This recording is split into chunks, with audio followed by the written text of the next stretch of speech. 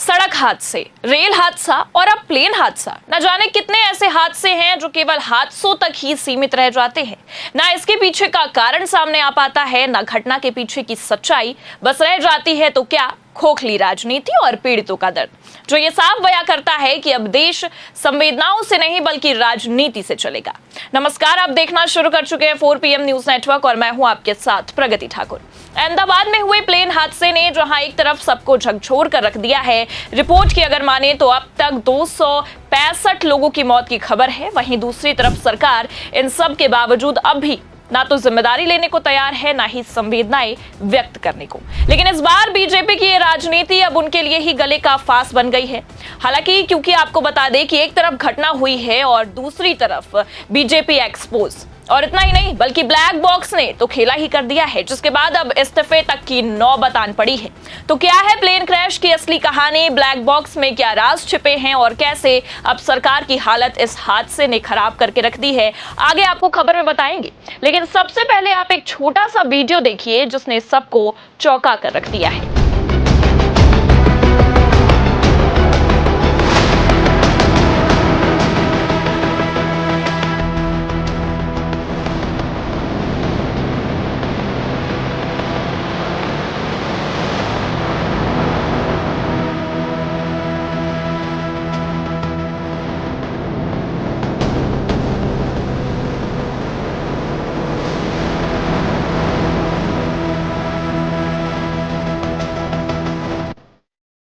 सरकार केवल सत्ता प्रेमी होती है, दिखावे पर ज्यादा भरोसा रखती है, ये केवल सुना करते थे। लेकिन पिछले कुछ हादसों ने इन बातों को सच में तब्दील कर दिया है।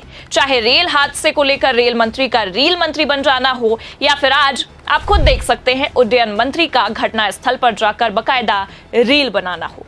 माना कि राजनीति में प्रचार प्रसार बेहद जरूरी है, लेकिन उस समय जब देश एक भारी सदमे से गुजर रहा हो, ये उनकी बेशर्मी नहीं तो और क्या है। एक तरफ 265 लोगों की मौत की खबर और एक तरफ मोदी के मंत्री का रील बनाना अब तो आम बात सी हो गई है, जो इनकी लापरवाही और इनकी गैर जिम्मेदाराना हरकत को साफ उजागर करती है, जिसने खुद सरकार की ही किरकिरी करके रख दी है। बकायदा सोशल मीडिया पर फजीहत भी हो रही है। ये पोस्ट देखिए आप, जर्नलिस्ट है कृष्णकांत, बकायदा उन्होंने अपने सोशल मीडिया हैंडल एक्स पर वीडियो को भी शेयर करते हुए लिखा है, ये भारत के सिविल एविएशन मिनिस्टर हैं, इतना भयानक हादसा हुआ है, दुनिया हिली हुई है और ये घटना स्थल से रील बनवाकर बकायदा म्यूजिक लगाकर पोस्ट कर रहे हैं। मानवता के सारे कलंक हमारे ही माथे पर चस्पा होने हैं, ये सब देश के नेता नहीं दुर्भाग्य है। और इतना ही नहीं, इन्होंने तो प्रधानमंत्री तक के लिए बकायदा पोस्ट किया है, लिखा भी है, बस फोटो खींचती रहनी चाहिए, बाकी सवाल मत पूछो। और नीचे आप मोदी जी की तस्वीर देख सकते हैं अपनी फुल स्क्रीन पर, जिसमें प्रधानमंत्री मोदी बकायदा ऊपर विमान को देखते नजर आ रहे हैं। हालांकि अब इन सब तस्वीरों और रील के बाद सवाल उठना लाजमी है, क्योंकि एक तरफ तो मोदी जी और इनके मंत्री रील बना रहे हैं और फोटो खिंचवा रहे हैं, और दूसरी ही तरफ गृह मंत्री शाह तो इस हादसे पर ही अलग बयान दे रहे हैं। पहले आप इनका बयान सुनिए। मैं एक बात जरूर कहना चाहता हूं कि ये एक्सीडेंट है, एक्सीडेंट को कोई रोक नहीं सकता। तो सुना आपने, गृह मंत्री का ये साफ कहना है कि ये एक्सीडेंट है और एक्सीडेंट को कोई रोक नहीं सकता है। हालांकि यहाँ चौंकने वाली बात यह है कि जिम्मेदारी लेने, हादसे के पीछे का कारण खुलने से पहले ही शाह ने यह कह दिया कि घटना है, घटना को रोका नहीं जा सकता है। चलिए हम भी जानते हैं और मान भी लेते हैं कि घटना को रोका नहीं जा सकता है, लेकिन हादसा हुआ क्यों है, उसके पीछे का असली कारण क्या था, इसे तो जाना जा सकता है। लेकिन ब्लैक बॉक्स जिसके जरिए इसका पता लगाया जा सकता, उसके खुलने से पहले ही सरकार इस मामले से पलड़ा झाड़ते नजर आ रही है, जो इनके बयानों, इनके रीलों और इनकी तस्वीरों से साफ नजर आ रहा है। हालांकि आपको बता दें कि जहां एक तरफ सरकार संवेदनहीन है, वहीं दूसरी तरफ खबर यह भी है कि एनएसजी ने क्रैश हुए विमान का ब्लैक बॉक्स अब हासिल कर लिया है और वो अब दुर्घटना के कारणों का पता भी लगाने की कोशिश करेंगे। जी हां, वही ब्लैक बॉक्स जो ये बता सकता है कि आखिर कैसे और क्यों इतना बड़ा हादसा हुआ। दरअसल आपको बता दें कि ब्लैक बॉक्स एक खास डिवाइस होता है जो हर हवाई जहाज में लगाया जाता है और इसका काम होता है फ्लाइट से जुड़ी जरूरी जानकारी को रिकॉर्ड करना। इसका रंग काला नहीं होता बल्कि चमकीला नारंगी होता है ताकि हादसे के बाद इसे आसानी से ढूंढा जा सके। एक ब्लैक बॉक्स 2 हिस्सों में बटा होता है। इसमें से एक होता है CVR, जिसे कि कॉकपिट वॉइस रिकॉर्डर कहते हैं। जैसा कि इसके नाम से ही समझ में आता है, इसमें पायलट और सह पायलट की बातचीत, अलार्म और कॉकपिट की आवाजें रिकॉर्ड होती हैं। वहीं दूसरा हिस्सा होता है FDR यानी कि फ्लाइट डेटा रिकॉर्डर। इसमें विमान की ऊंचाई, गति, दिशा, इंजन की स्थिति, टेक्निकल डेटा रिकॉर्ड होता है। जब कोई विमान दुर्घटना का शिकार होता है तो ब्लैक बॉक्स की मदद से यह समझा जाता है कि हादसे से पहले आखिरकार क्या हुआ था। अब जहां एक तरफ सरकार पलड़ा झाड़ रही है, वहीं दूसरी तरफ NSG को वो हथियार मिल चुका है जो ये साफ कर देगा कि हादसा क्यों हुआ, हादसे के पीछे का सबसे बड़ा कारण क्या था।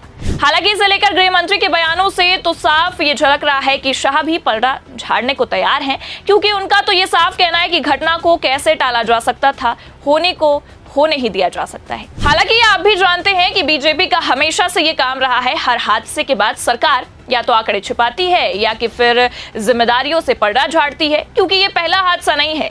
इस साल न जाने कितने ऐसे हादसे हुए हैं जिसने बीजेपी की सरकार को एक्सपोज किया है, और रेल हादसों, सड़क हादसों की तो आप बात ही छोड़ दीजिए।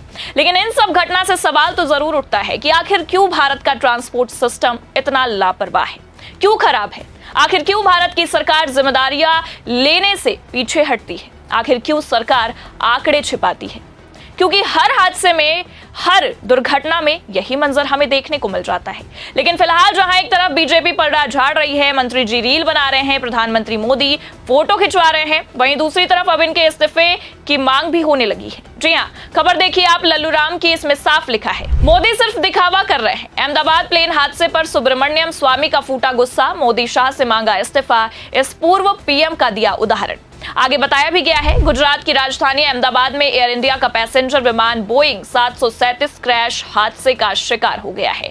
इस विमान में 242 लोग सवार थे, जिनमें गुजरात के पूर्व CM विजय रूपाणी का नाम भी शामिल है। उनके अलावा इस फ्लाइट में बीजेपी के कई नेता भी मौजूद थे। अब इस मामले में बीजेपी के वरिष्ठ नेता सुब्रमण्यम स्वामी का बयान भी सामने आ गया है। उन्होंने इस हादसे को लेकर PM मोदी, गृह मंत्री अमित शाह और उड्डयन मंत्री नायडू से इस्तीफा मांग लिया है। दरअसल आपको बता दें कि स्वामी ने अपने सोशल मीडिया हैंडल X पर एक ट्वीट किया, जिसमें लिखा है कि 1950 के दशक में जब रेल पटरी से उतर गई थी, तब लाल बहादुर शास्त्री ने इस्तीफा दे दिया था। उसी नैतिकता के आधार पर मैं प्रधानमंत्री मोदी, गृह मंत्री अमित शाह और नागरिक उड्डयन मंत्री नायडू से इस्तीफा देने की मांग करता हूं, ताकि स्वतंत्र और निष्पक्ष जांच हो सके। मोदी और उनके साथी अब तक जो कुछ भी कर रहे हैं वो सिर्फ दिखावा है, जिसे रोकना होगा। हालांकि आप भी जानते हैं कि केवल मांग होती है लेकिन इस्तीफा नहीं हो पाता। वो दौर अलग था जब एक हादसा होता था और उसके तुरंत बाद इस्तीफा हो जाता था, लेकिन अब राजनीति अपनी चरम सीमा पर है, यहाँ खेला चलता है और कहीं ना कहीं हम देखें तो ना तो इस्तीफा होता है और ना ही न्याय भी मिल पाता है। लेकिन अब बस इंतजार उस ब्लैक बॉक्स के खुलने का है जिसमें इस घटना के सारे राज छिपे हुए हैं, जो बताएगा कि आखिर जिम्मेदार कौन है। फिलहाल आप इस पूरे मामले के जिम्मेदार किसे मानते हैं, इस पूरे मामले पर आपकी क्या राय है, हमें कमेंट करके जरूर बताएं। ये खबर आपको कैसी लगी, लाइक और शेयर जरूर करें। अगर चैनल पर नए हैं तो सब्सक्राइब और ज्वाइन करना ना भूलें। देखते रहिए 4PM न्यूज नेटवर्क। नमस्कार।